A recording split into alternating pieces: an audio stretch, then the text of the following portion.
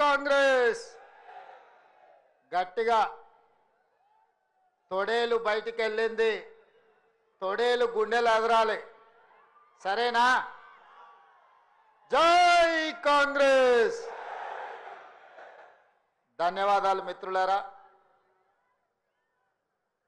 ప్రజాపాలన ప్రగతి ప్రణాళికలో భాగంగా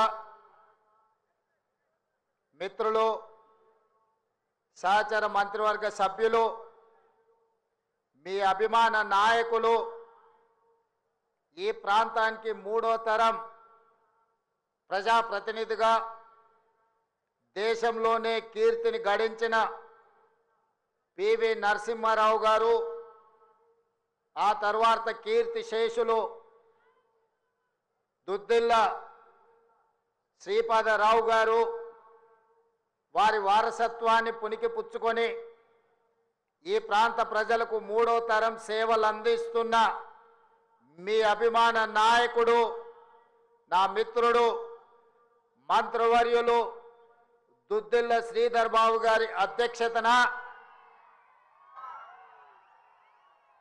రైతు భరోసా రెండవ విడతల కార్యక్రమాన్ని కరీంనగర్ జిల్లా ఇన్ఛార్జి మంత్రివర్యులు, వ్యవసాయ శాఖ మంత్రివర్యులు పెద్దలు తుమ్మల నాగేశ్వరరావు గారి నేతృత్వంలో ఈరోజు మంతని శాసనసభ నియోజకవర్గంలో 40 లక్షల పైగా రైతులకు ఈ నిధుల విడుదల చేసే కార్యక్రమాన్ని ఏర్పాటు చేసి, ఈ కార్యక్రమంలో నాతో పాటు పెద్దలు సాగునీటి పారుదల శాఖ మంత్రివర్యులు ఉత్తమ్ కుమార్ రెడ్డి గారిని, అదేవిధంగా రెవెన్యూ హౌసింగ్ శాఖ మంత్రివర్యులు మిత్రులు పొంగులేటి శ్రీనివాసరెడ్డి గారిని, అదేవిధంగా కరీంనగర్ ఉమ్మడి జిల్లా మంత్రివర్యులు మిత్రులు పొన్నం ప్రభాకర్ గారిని, అడ్లూరు లక్ష్మణ్ గారిని, సోదరి మణి ములుగు సీతక్క గారిని,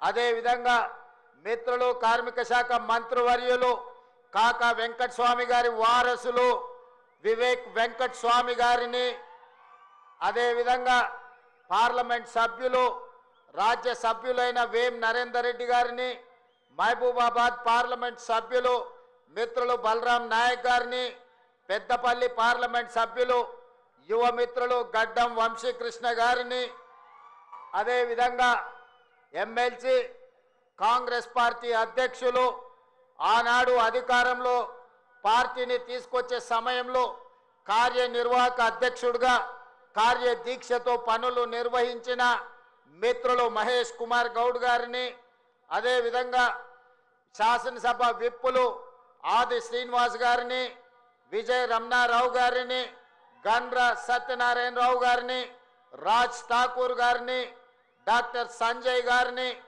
నాయని రాజేందర్ రెడ్డి గారిని, నాగరాజు గారిని, కవ్వంపల్లి సత్యనారాయణ గారిని, మందుల సామెల్ గారిని, మాధవరెడ్డి గారిని, మిత్రులు ప్రేమ్ సాగర్ రావు గారిని, మేడుపల్లి సత్యం గారిని, ఇంకా ఇతర శాసన మండలి సభ్యులను, శాసన సభ్యులను, వివిధ కార్పొరేషన్ల చైర్పర్సన్లను, అదే మీద ఈ ప్రాంతానికి సంబంధించి రాష్ట్రంలో ఉన్న ప్రముఖ కాంగ్రెస్ పార్టీ నాయకులను, ప్రభుత్వ అధికారులను ఈ కార్యక్రమానికి ఆహ్వానించి ఇంత పెద్ద ఎత్తున ఎంతో ఆలస్యమైన ముక్కవోని కార్యదీక్షతతో, ముఖ్యంగా మా ఆడబిడ్డలు మా అక్కలు పాల పిట్టల్లాగా దసరా పండుగ నాడు పాల పిట్టల్ని చూసినంత ఆనందంగా ఉంది.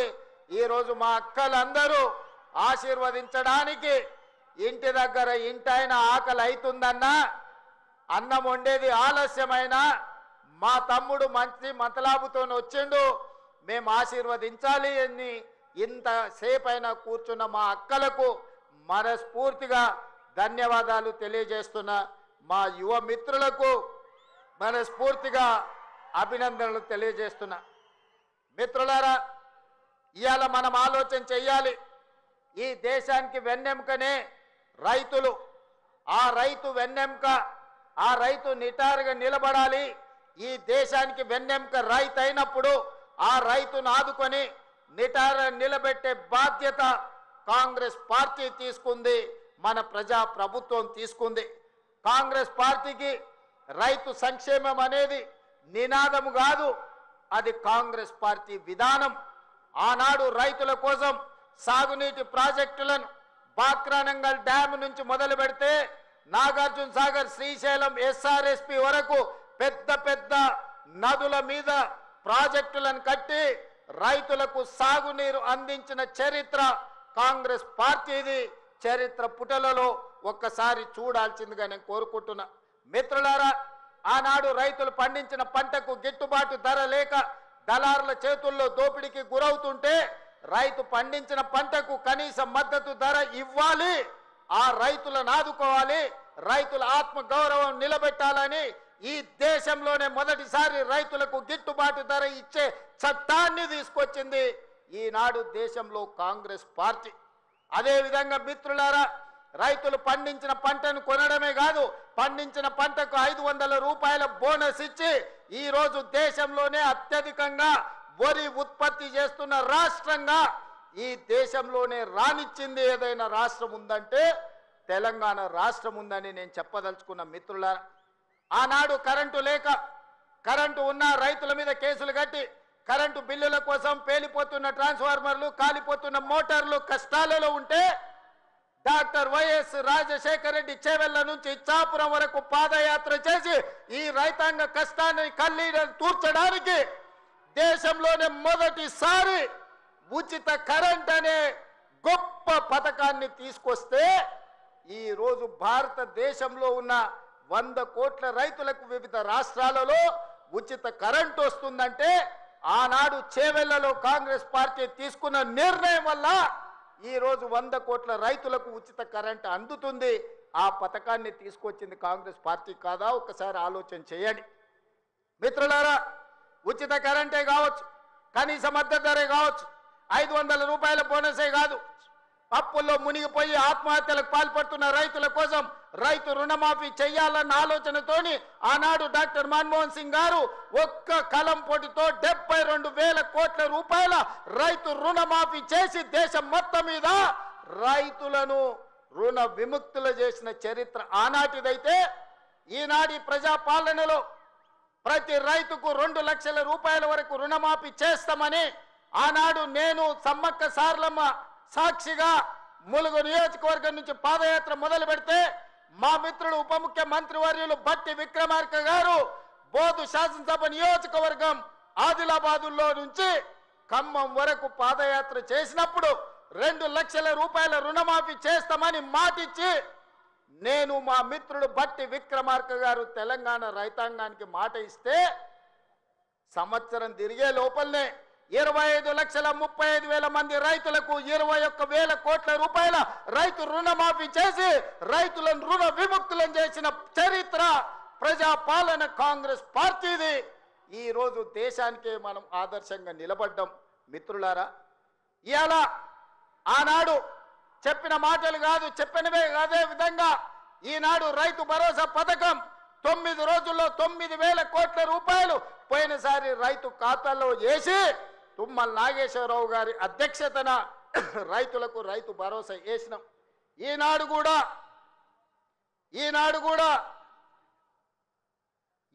కూడా రైతు భరోసాలో భాగంగా మొదటి విడతగా 3,500 కోట్లు, రెండవ విడత 2,200 కోట్లు, మొత్తం 5,700 కోట్లు ఈరోజు రైతుల ఖాతాలో రైతు భరోసా వేసి వచ్చే నెలలో ఇంకా 3,300 కోట్ల రూపాయలు రైతు భరోసా పథకంలో భాగంగా 9,000 కోట్ల రూపాయలు ఇవాళ రైతుల ఖాతాలో వేసి రైతుల కళ్ళల్లో ఆనందం చూడాలి. వ్యవసాయం దండగ కాదు, వ్యవసాయం పండుగ చేయాలని ఒక గొప్ప సంకల్పంతో ఈనాడు ఇక్కడ మనం ఈ కార్యక్రమం తీసుకున్నాం. మిత్రులారా, ఇంత మంచి పండుగ కార్యక్రమం చేసుకుంటూ రైతులను ఆదుకుంటూ రైతుల కష్టాలు తీర్చుకుంటూ సాగునీటి ప్రాజెక్టులు పూర్తి చేసుకుంటూ రైతుల అవసరాలు ఏమున్నాయో అడుగుతూ ఇల్లు తిరుగుతూ రైతులు పండించిన సన్న వడ్లను ఈనాడు పేదలకు 3,15,00,000 మంది తెలంగాణ బిడ్డలకు ఇవాళ సన్న బియ్యం, తెలంగాణ పండించిన బియ్యాన్ని ఇవాళ పేదలకు అందిస్తున్నాం. ఎక్కడైనా ఏ రాష్ట్రంలో అయినా ఈ భారతదేశంలో స్వతంత్రం వచ్చి 75 సంవత్సరాలలో నేను ఇవాళ సూటిగా సవాలు విసురుతున్నా. గొప్పలు చెప్పుకునేటోళ్ళు, జబ్బలు చర్చుకునేటోళ్ళు, తొడలు కొట్టుకునేటోళ్లకు సూటిగా నేను సవాలు విసురుతున్నా. ఎన్నడైనా కలలో కూడా మీరు పేదవాళ్ళకు సన్న బియ్యం ఇవ్వాలి. ఈ సన్న బియ్యం తల్లిదండ్రులు కన్న తల్లి తన బిడ్డకు, సంటి బిడ్డకు బుక్కడి బువ్వ తినిపించే పథకం ఎన్నడైనా మీరు ఆలోచన చేసిండ్రా? మీరు గడీలలో ఉండి సన్న బియ్యం తింటుంటే, దావతులు చేసుకుంటుంటే, బిర్యానీలు తింటుంటే, పేదవాళ్లకు దొడ్డు బియ్యం ఇస్తే వాటిని తినలేక పశువులకు దానా పెడుతుంటే ఎప్పుడైనా మీకు వాళ్ళ పట్ల కనికరం కలిగిందా అని నేను అడుగుతున్నా. ఇవాళ నేను అడుగుతున్న మిత్రుల ఈ వేదిక మీద నుంచి ఒక ఆయన అంటున్నాడు, ఇంతకాలం శ్రీధర్ బాబు గారు, అడ్లూరు లక్ష్మణ్ గారు అనేవాళ్ళు ఆయన పెద్ద మనిషి అని. ఇక ఆయన పెద్ద ఆయనను కాదో నాకైతే తెలియదు, కానీ ఆయన అంటున్నది ఏందయ్యా అంటే ప్రజాపాలన పోవాలి, పాపాల భైరవుడు రావాలంట. నేను అడుగుతున్న మా మిత్రులను, ప్రజాపాలన ఎందుకు పోవాలి? ఫామ్ హౌస్ల పండుకున్న పాపాల భైరవుడు ఎందుకు అధికారంలోకి రావాలి అని నేను అడుగుతున్న ఈ వేదిక మీద నుంచి. ప్రజాపాలన ఆ పెద్ద ఆయననో వాళ్ళ తాతనో వాళ్ళ ముత్తాతలో తెస్తే రాలేదు. ఈ ప్రజాపాలన వచ్చింది లక్షలాది మంది కాంగ్రెస్ పార్టీ కార్యకర్తలు త్యాగం చేసి తమ రక్తాన్ని చెమటగా మార్చి భుజాలు కాయలు కాసేలా మువ్వన్నెల జెండాను మోస్తే ఈనాడి ప్రజాపాలన వచ్చింది. నీ నెత్తి మీద దరిద్రం ఉండి నువ్వు జగిత్యాలలో ఓడిపోతే, ప్రజలు తిరస్కరిస్తే, నీకు మంత్రి పదవి ఇవ్వకపోతే ప్రజాపాలన పోవాలనా? ఇవాళ నిన్ను పెద్ద మనిషి అని మేము పిలవాలనా? పెద్ద మనిషి అని పిలిపించుకునే అర్హత నీకు ఉన్నదా అని నేను ఈ వేదిక మీద నుంచి అడుగుతున్నా. నేను అడుగుతున్నా, ఇవాళ పెద్ద మనిషిని ప్రజాపాలన ఎందుకు పోవాలి, పాపాల భైరవుడు అధికారులు ఎందుకు రావాలో నువ్వు జవాబు చెప్పాలి. నీ పదవి కోసం, నీ అధికారం కోసం, నీ ఆకాంక్ష కోసం ఆనాడు 1983 చరిత్ర వెనక్కి వెళ్ళి ఆయన పుట్టు పూర్వతరాలు పుట్టు మచ్చలు ఇవ్వాలి. ఈ వేదిక మీద నుంచి నేను చెప్పదలుచుకున్నా. ఆయన నీతేంది, ఆయన జాతేంది, ఆయన దోస్తేందో ఇవాళ మీ అందరి ముందర నేను విజ్ఞప్తి చేయదలుచుకున్నా. మిత్రులారా, 1983లో తుమ్మల నాగేశ్వరరావు గారు సజీవ సాక్షి. ఆనాడు అన్న పెద్దలు నందమూరి తారక రామారావు గారు యువ న్యాయవాదిగా జగిత్యాలలో న్యాయవాది పదవిని బాధ్యత నిర్వహిస్తుంటే పిలిచి భుజం తట్టి నీకు ఎమ్మెల్యే టికెట్ ఇచ్చి నీకు ఎక్సైజ్ శాఖ మంత్రి ఇస్తే సంవత్సరం తిరిగే లోపలనే అన్న ఎన్టీఆర్ను వెన్నుపోటు పడిచి నాదెండ్ల భాస్కరరావుతోని జట్టు కట్టిన నువ్వు నాదెండ్ల భాస్కరరావు సోపతిని వదిలి కాంగ్రెస్ పార్టీలకు వచ్చి 40 సంవత్సరాలు పూర్తయింది. నేను అడుగుతున్నా పెద్ద మనిషిని, ఈ 40 ఏళ్ళు జగిత్యాల నియోజకవర్గమే కాదు కరీంనగర్ జిల్లాలో ప్రతి కాంగ్రెస్ పార్టీ కార్యకర్త 14 ఎన్నికల్లో 11 సార్లు ఎమ్మెల్యే, 3 సార్లు ఎంపీ, 1 సారి ఎమ్మెల్సీ, 14-15 సార్లు బీఫామ్ ఇస్తే దుఃఖాన్ని దిగముంగుకొని ఎన్టీఆర్ను వెన్నుపోటు పడిచిన నిన్ను, నాదెండ్ల భాస్కరరావు అనుచరుడైన నిన్ను ఎమ్మెల్యేగా, ఎంపీగా, ఎమ్మెల్సీగా ఏ ఎన్నికల్లో పోటీ చేసినా వేలాది మంది కాంగ్రెస్ పార్టీ కార్యకర్తలు నిన్ను భుజాల మీద మోసిన మాట నిజం కాదా? పల్లకిలో అసెంబ్లీకి పంపిన మాట నిజం కాదా? మిత్రులారా, 40 ఏళ్ళు నీ కోసం, నీ పదవి కోసం, నీ కుటుంబంలో జడ్పీటీసీ, ఎంపీపీ ఏ పదవి వచ్చినా నీ కుటుంబానికి ఇచ్చుకున్నా జగిత్యాల కాంగ్రెస్ పార్టీ కార్యకర్తలు మౌనంగా నీ కుటుంబానికి ఊడిగం చేసిన మాట నిజం కాదా? గ్రామంలో ఉన్నోడు గ్రామంలో ఉండాలి, మండలంలో ఉన్నోడు మండలంలో ఉండాలి, జిల్లాలో ఉన్నోడు నియోజకవర్గంలో ఉన్నోడు నియోజకవర్గంలో ఉండాలని పాపంది చేసింది నువ్వు కాదా? మొన్న నేను జగిత్యాల కార్యకర్తలను కలిస్తే ఒక్కొక్కరు తమ కష్టాలను మనసు విప్పి మాట్లాడుతుంటే నాకు ఆశ్చర్యపోయినా. గాంధీ భవన్ చూసి ఒక నాయకుడు చాలా సంవత్సరాల తర్వాత మెట్రోలో పోతుంటే గాంధీ భవన్ కనిపిస్తే ఆనందంతో కన్నీళ్లు గారిని, ఆనంద బాష్పాలు గార్చిన మెట్రోలో నన్ను ఇట్లా గాంధీ భవన్ చూసిన మా నాయకుడు ఎన్నడూ నన్ను గాంధీ భవన్కు తీసుకుపోలేదని చెప్తుంటే నాకు నిజంగా మనసులో కలుక్కుమన్నది, ఇట్లాంటి కర్కోటకులైన నాయకులు ఉంటారా అని. అలాంటి నాయకుని కూడా జగిత్యాల ప్రజలు 14 సార్లు బీమా ఇస్తే, ఎన్నో సార్లు ఓడిపోయినా వదలకుంటేనే ఆయన వెనకాల నిలబడి ఆయన అండగా నిలబడి ఆయన భుజాల మీద మోస్తే ఒక్క ఏడాది పదవి లేకపోతే మీ గుండెల మీద దాన్ని మిమ్మల్ని మోసం చేసి పారిపోతాడా అని నేను అడుగుతున్న మిత్రులారా, ఇది న్యాయమా? ఇదేనా నీ జాతి, నీ నీతి? ఈ వయసులో నువ్వు 40 ఏళ్ళు నీ జెండా మోసి నిన్ను మోసిన కార్యకర్తల గుండెల మీద దాన్ని మోసం చేసి శత్రువు సంతను చేరుతావా? శత్రువు సంకలు చేరి ప్రజాపాలన పోవాలంటావా? ఇట్లాంటోడు పెడితే పెళ్లి కోరుకున్నాడంట, పెట్టకపోతే సాగు కోరుకున్నాడంట. ఇంతకంటే ఉదాహరణ ఇంకేమన్నా ఉందా? నేను అడుగుతున్న పెద్ద మనిషిని, ఈ ప్రజాపాలన ఎందుకు పోవాలి? 10,000 కోట్ల రూపాయల ఆడబిడ్డలకు మహాలక్ష్మి పథకం ద్వారా ఆర్టీసీలో ఉచితంగా అమ్మవారిని దర్శించుకోవాలన్నా, అమ్మగారి ఇంటికి పోవాలన్నా, మా అక్కలందరినీ ఆర్టీసీలో ఉచితంగా ప్రయాణం ఇచ్చినందుకు ప్రజాపాలన పోవాలనా? తెలంగాణ ఉద్యమంలో సమితలైన శ్రీకాంతాచారి, వేణుగోపాల్ రెడ్డి, ఈశాన్ రెడ్డి, కానిస్టేబుల్ కిష్టయ్య ఆదర్శంగా మొదటి సంవత్సరంలోనే 70,000 ప్రభుత్వ ఉద్యోగాలు ఇచ్చి గ్రూప్ 1, గ్రూప్ 2, గ్రూప్ 3, గ్రూప్ 4 డాక్టర్లను, ఇంజనీర్లను 70,000 ప్రభుత్వ ఉద్యోగాలు ఇచ్చినందుకు ఈ ప్రజాపాలన పోవాలనా?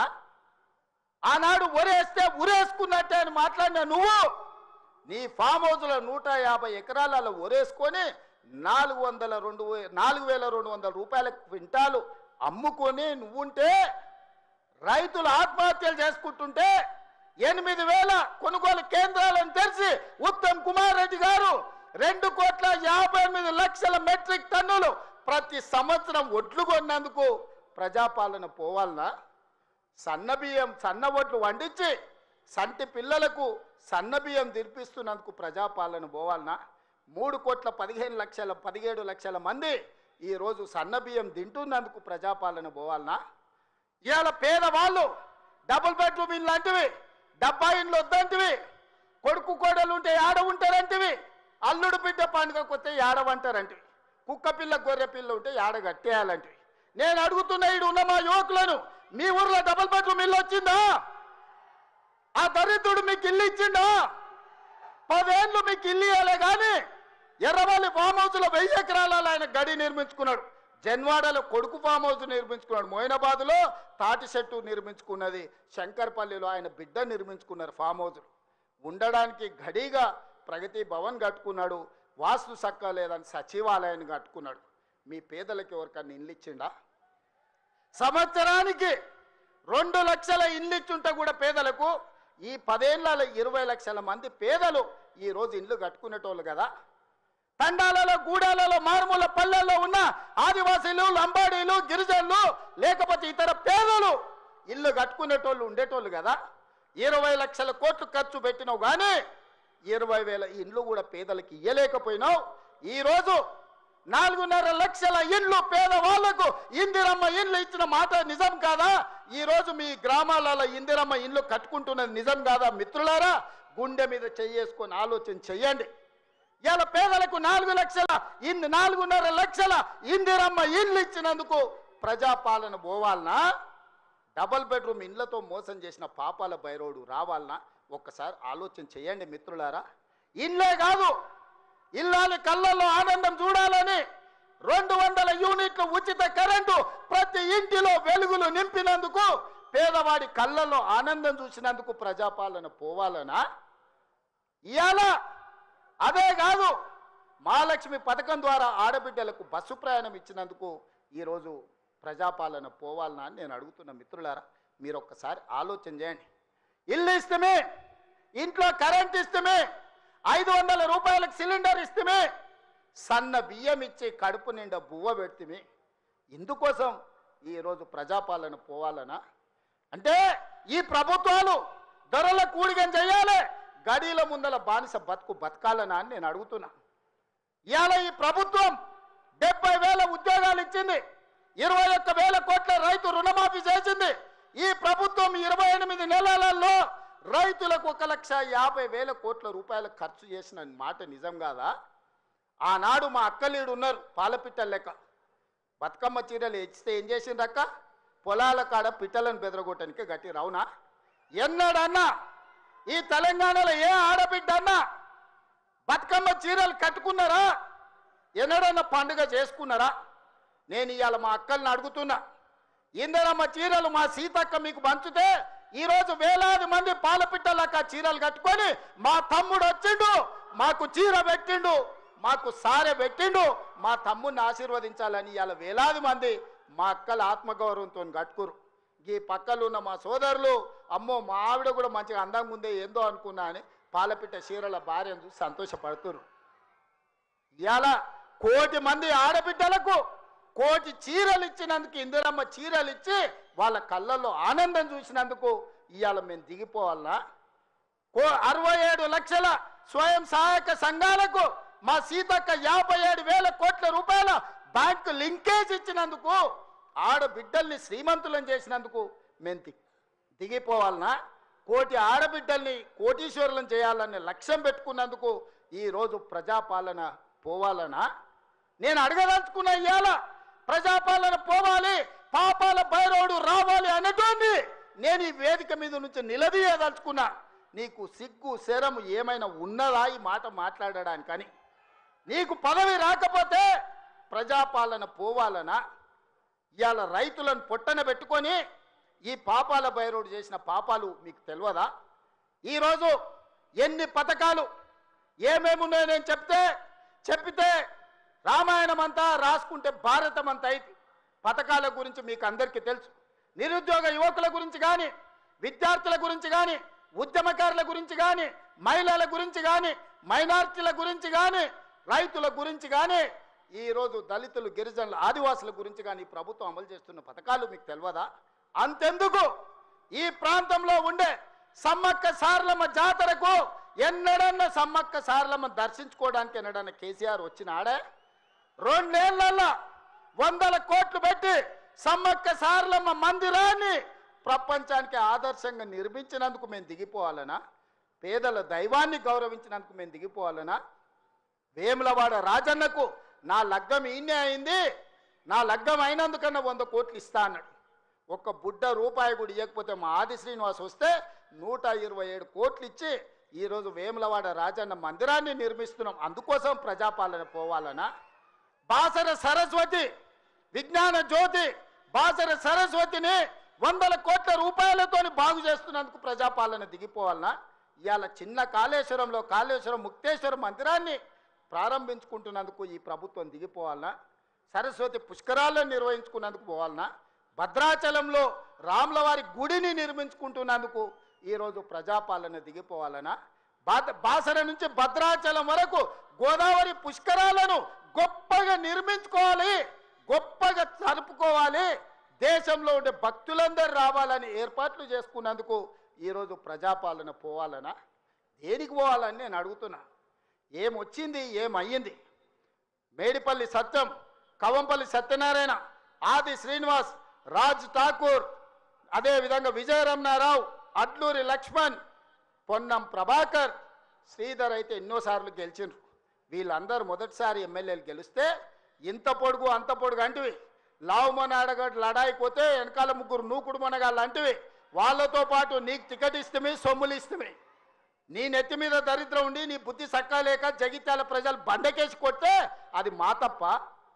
ఎమ్మెల్యేలకు బండకేసి కొడితే ఎంబడే ఎంపీ టికెట్ ఇస్తే బొంద పెట్టిరు వాళ్ళు, అది మా తప్ప? పార్టీ తప్ప? ఏం తక్కువ చేసింది నీకు పార్టీ?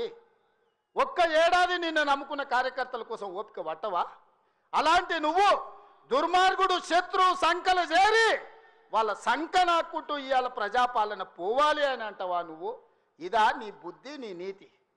నేను ఇవాళ ఈ వేదిక మీద నుంచి పాపాల భైరవుడు ఎందుకు రావాలన్నా నేను అడగదలుచుకున్నా. నేరెళ్ళ దళితులను ఇసుక లారీల కింద తొక్కించినందుకు పాపాల భైరవుడు రావాలా? ఖమ్మం జిల్లాలో గిట్టుబాటు ధర అడిగిన గిరిజన బిడ్డలకు బేడీలు వేసి నడి బజార్లో నడిపించినందుకు పాపాల భైరవుడు అధికారంలోకి రావాలనా?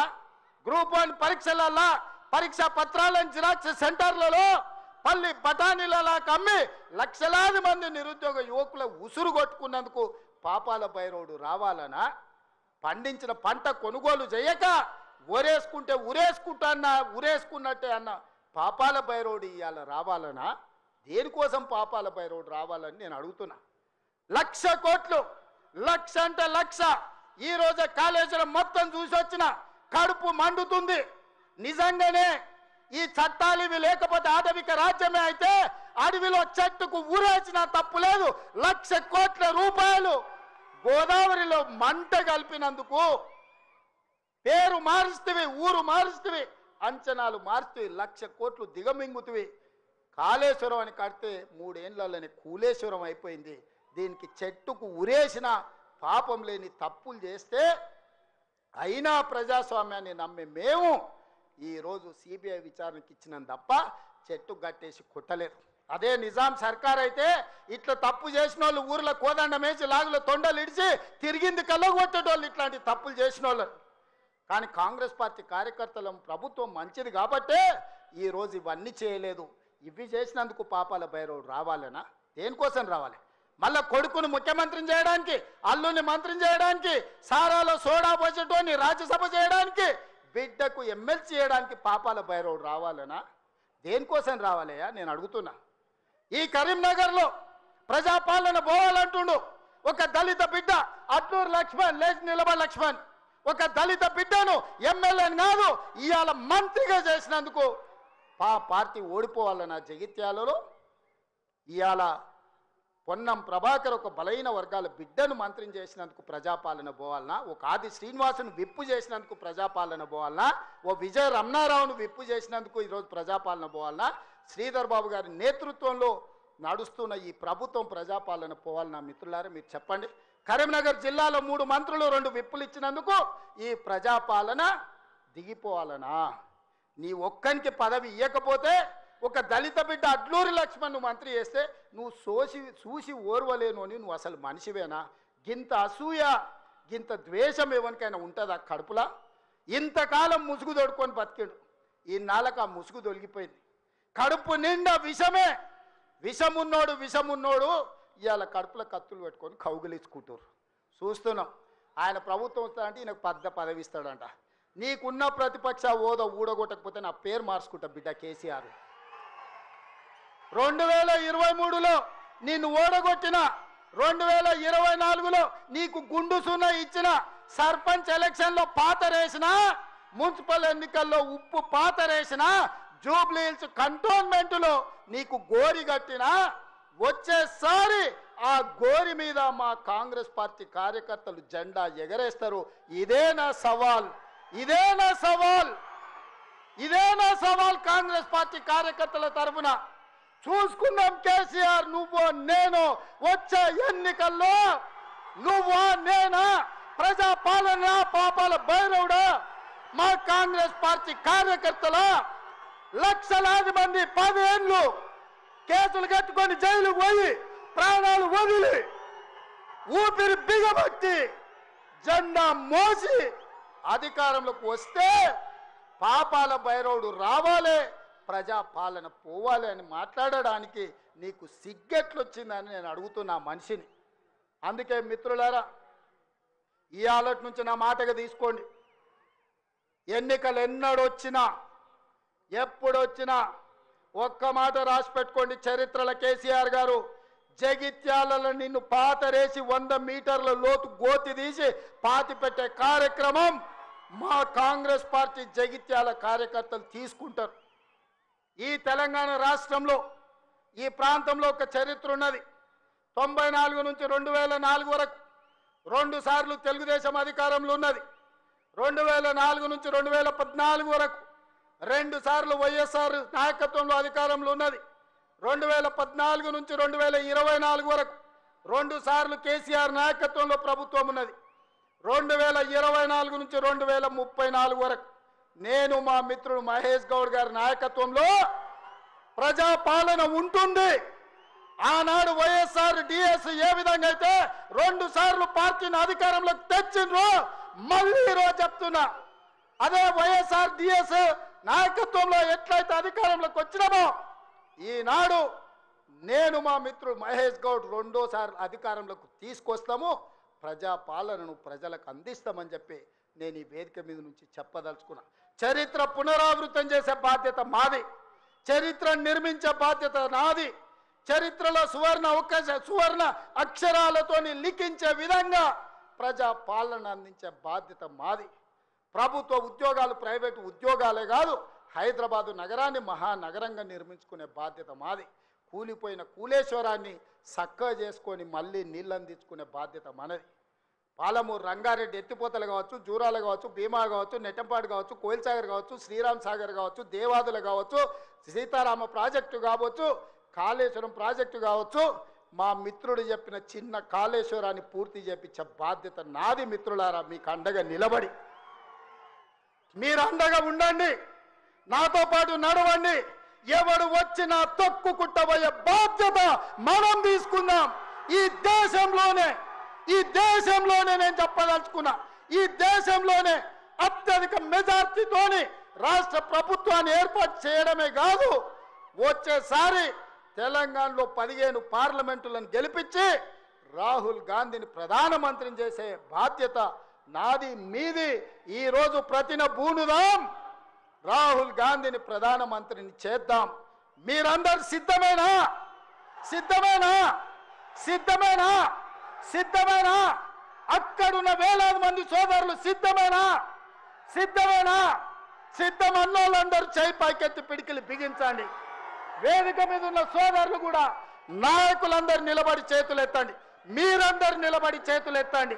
జై కాంగ్రెస్, జై జై కాంగ్రెస్. రాహుల్ గాంధీ నాయకత్వం, రాహుల్ గాంధీ నాయకత్వం. సంపూర్ణమైన విశ్వాసం వచ్చింది మిత్రులారా. ప్రజాపాలన ఔర్ ఏక్ బార్ కాంగ్రెస్ సర్కార్ అనాలి, సరేనా? ఔర్ ఏక్ బార్ నేనంటే కాంగ్రెస్ సర్కార్ అని మీరు అనాలి. రెడీనా? రెడీనా? ఔర్ ఏక్ బార్, ఔర్ ఏక్ బార్, ఔర్ ఏక్ బార్, ఔర్ ఏక్ బార్, ఔర్ ఏక్ బార్, ఔర్ ఏక్ బార్. కాంగ్రెస్ సర్కార్, కాంగ్రెస్ సర్కార్, కాంగ్రెస్ సర్కార్. ఔర్ ఏక్ బార్, ఔర్ ఏక్ బార్. కాంగ్రెస్ సర్కార్, కాంగ్రెస్ సర్కార్. జై కాంగ్రెస్.